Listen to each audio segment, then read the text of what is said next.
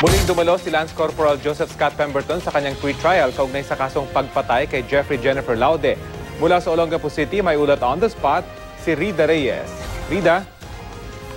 Yes, Rafi, may isang oras lang ang itinagal ng pre-trial hearing dito sa Olongapo City Hall of Justice. Kaugnay pa rin ang kasong murder ni U.S. Marine Lance Corporal Joseph Scott Pemberton.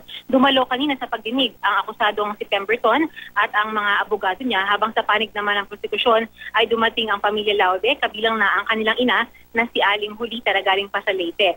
Sa impormasyong ating natanggap mula sa private prosecutors ng pamilya Laude, sumentro raw ang pagdinig sa usapin ng plea bargaining agreement na bahagi ng proseso ng itang pre-trial.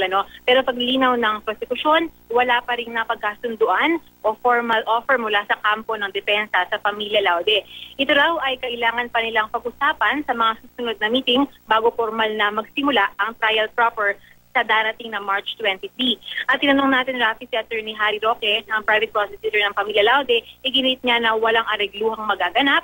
Pero ayon sa isa pang abogado ng mga Laude na si Attorney Virgie Suarez, anuman daw ang mapagkasunduan ay masusunod-aaralan ng pamilya Laude. So, Rafi, sa March 23, pagpapatuloy ang pre-trial hearing saan isasabay na rin ang unang araw ng trial proper dito pa rin sa murder case ni Pemberton. Rafi. Maraming salamat, Rida Reyes.